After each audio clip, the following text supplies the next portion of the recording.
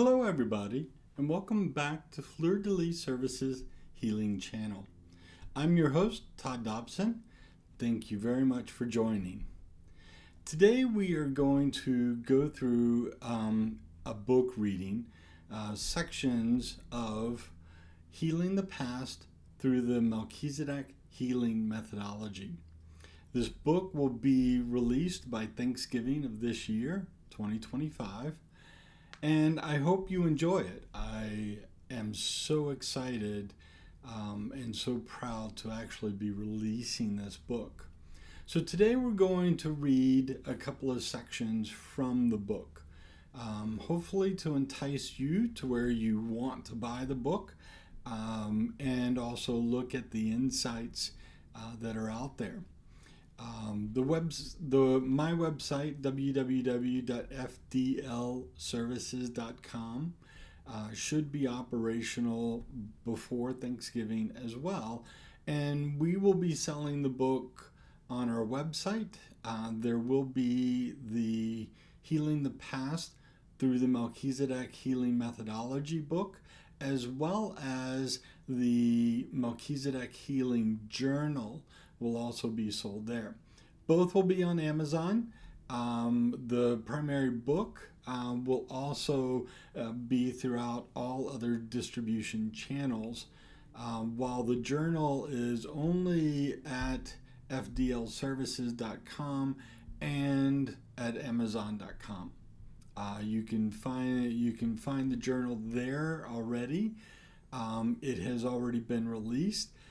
But like I said, the book itself should be released by Thanksgiving of this year.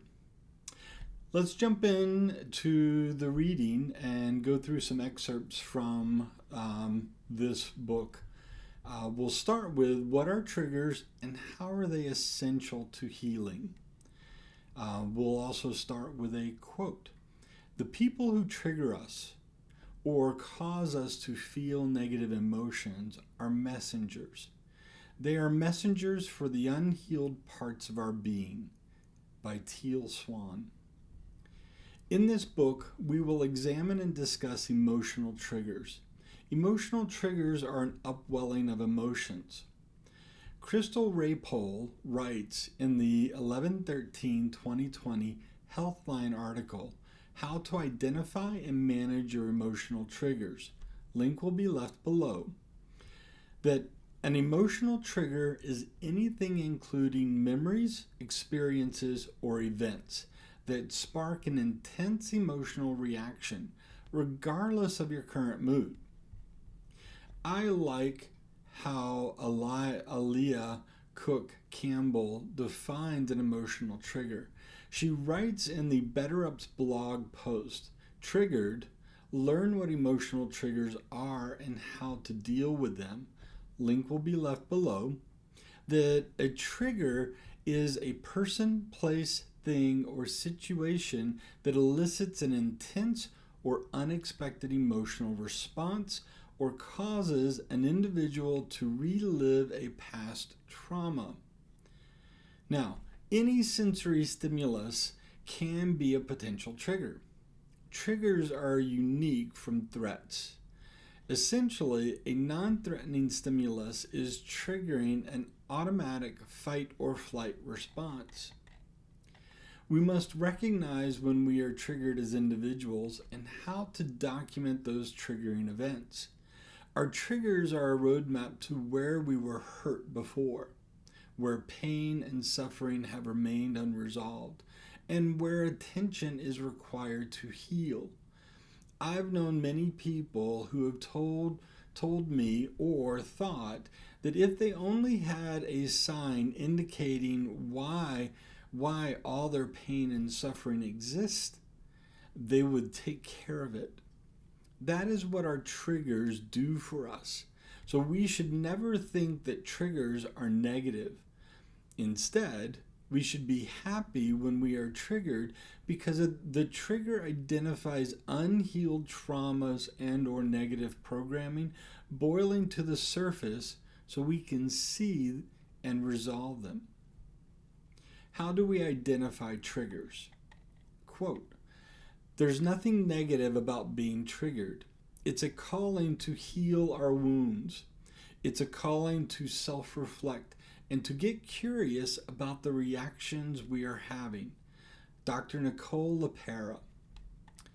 The Ridgeview Hospital article, How to Identify Emotional Triggers in 3 Steps, link will be left below, tells us that we can identify our triggers in this way. When you feel yourself becoming overwhelmed by powerful emotions, take stock of what you're experiencing. Do you feel angry or sad or jealous? What about physical signs? Is your heart pounding? Are you breathing quickly, etc.? The overwhelming, powerful emotions are what identify a trigger. This is valuable information, and later in this book, we will discuss how to document each triggering occurrence and what to document so that we can utilize the journal entry to follow the triggered threads to their underlying root cause, i.e., traumas, negative programming, and/or negative belief systems. There are different types of triggers and responses. While I want you to be aware of the various trigger types, not knowing them will not diminish the healing we will work through in this book. The Melchizedek Healing Methodology is effective regardless of the type of triggers you experience. However, I believe that understanding various types of triggers can help you recognize that different trigger responses may indicate different root causes, such as traumas, negative programming, and/or belief systems. The University of North Carolina at Chapel Hill's Counseling and Psychological Services website, link will be left below, identifies and defines the types of triggers as follows. External triggers. Think of senses, sounds, sight, smells, texture that elicit responses based on past experiences. An example, smelling the perfume or cologne that was worn by a loved one who has passed away can trigger grief. Internal triggers. Strong feelings that arise based on past experiences. An example, making a doctor's appointment after a negative medical experience can trigger fear. Trauma triggers. Strong feelings that arise based on past trauma. An example, the sound of firecrackers can be a trauma trigger for war veterans. Symptom triggers. A physical change can trigger larger mental health issues. An example, a lack of sleep could trigger symptoms of bipolar disorder. While I find these different types of triggers are great to know, we will group all kinds of triggers rather than differentiate the specific ones. We will reference all triggers that are derivatives of traumas, negative programming. Triggers based on traumas, negative programming may include a combination of external, internal, trauma, and/or symptom-based triggers, and that may be why they are not classified.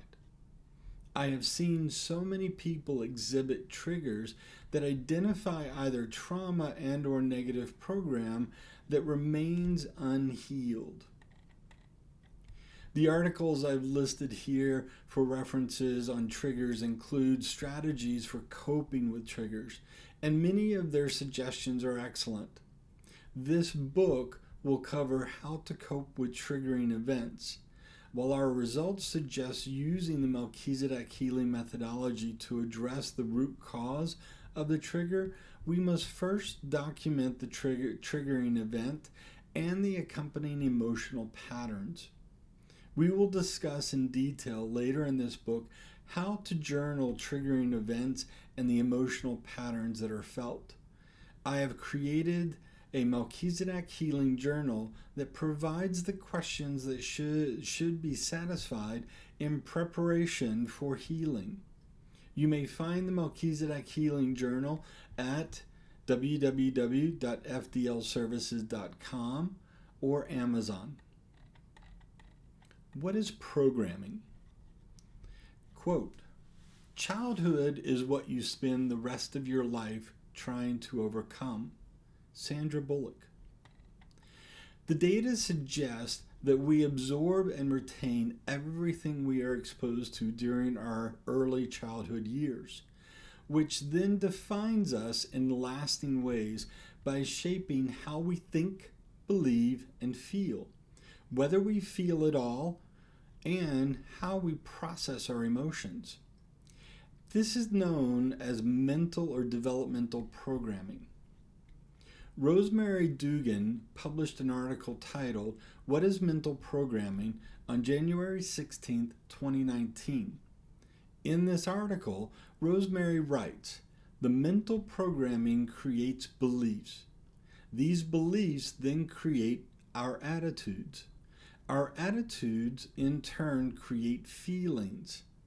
Our feelings determine our actions. Finally, our actions create results." Link will be left below. This quote offers guidance on navigating the positive and negative impacts of programming received during our early childhood. Far too many of us were filled with negative programming brought about by family or caretakers who were emotionally unstable and unaware of the long-lasting consequences their actions would have on us. We develop as human beings over time, and our development includes creating a foundation that determines how we learn, how our brains process information, and even our physical traits, such as height, weight, and capacity for physical and mental growth. This foundation is created during our formative years of early childhood. HealthNews.com defines our formative years as ages 0 through 8, during which the brain and neurobiologic development are the fastest after birth. They say the type of exposure a child has during the formative years determines the kind of connections in the brain, which will be a blueprint for the rest of their life. You can maximize your child's formative years and help them have a good start by nurturing their emotional, social, and physical state. In layman's terms, our brains are sponges during our formative years, absorbing everything presented and experienced. This means if a child between the ages of 0 and 8 is surrounded by positive, supportive, and stable people who express unconditional love without judgment, their brain creates a foundation for processing everything from that perspective. On the other hand, if a child experiences yelling, judging, criticism, instability, or unloving people or surroundings during their formative years, their brain creates a foundation for processing everything from that perspective.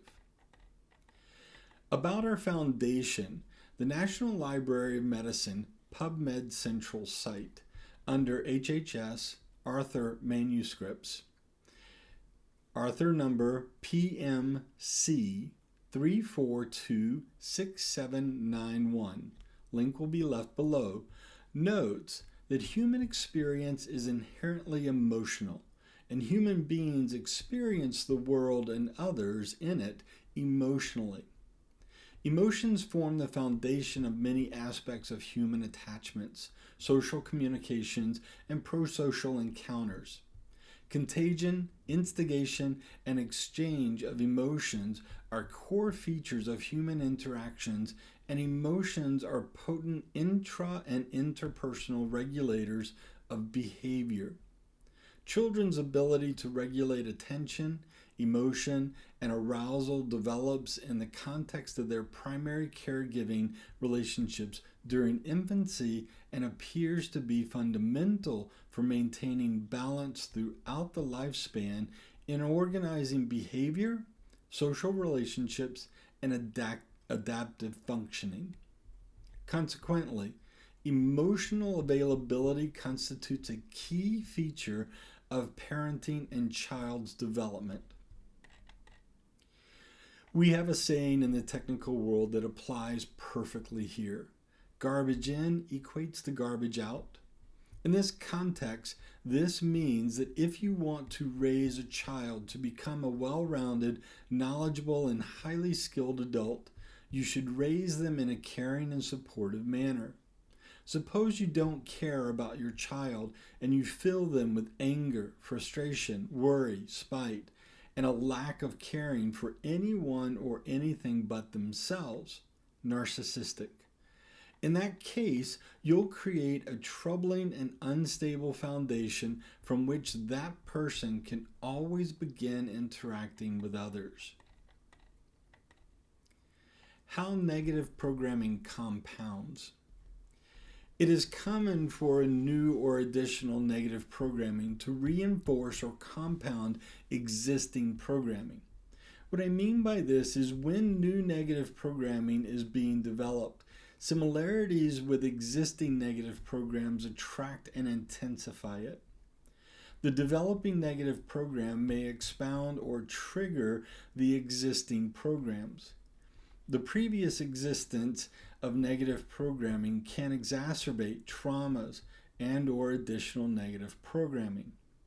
The original negative programming may be what draws varying traumas and negative experiences to you over time, which create new negative programming.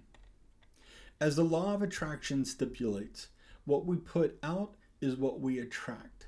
If negative experiences or traumas persist unresolved within us, they attract more of the same.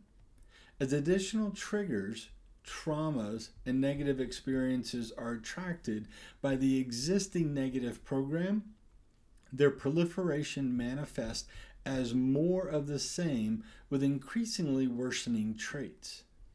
This itself dictates that we should all strive to heal our past. Heal the past to make today what you manifest it to be. When today is what we want it to be, our tomorrow can take us further than we ever expected. What is self-programming? Quote, self-programming, what you believe and affirm about yourself, is the basis of who you are. Marshall Silver. We begin self-programming when the logical and rational portions of our brain start functioning more clearly. Self-programming utilizes the foundation that has already been established. That foundation then guides us to create more positive or negative programming. Having received a loving and caring foundation during our formative years will likely influence us to adopt more positive self-programming. While we can sometimes create self-programming that doesn't align with our foundational programming, we generally build upon the type of foundation we've already received. Examples of self-programming include when we saw girls and boys surrounding us at school and judged whether they were better looking, more popular, more confident, or more competent than we were. Our judgments are based on how we see ourselves and are directly correlated to how we were programmed to see ourselves. If our parents, siblings, and close relatives constantly told us how beautiful, intelligent, and capable we were, we would likely see ourselves in a similar light. If those close relatives saw us in a more judgmental, unattractive, and uncaring way, that is how we are programmed to see ourselves and judge others. We'll end with a quote. What we think, we become. Buddha. Thank you very much for tuning in. I hope this has attracted you to want to buy the book, Healing the Past through the Melchizedek Healing Methodology. I'm excited to get this in your hands so that you can start to understand, all right, and let go of any past traumas, any past programming that holds you anywhere that you don't want to be. Thank you very much. Have a great day.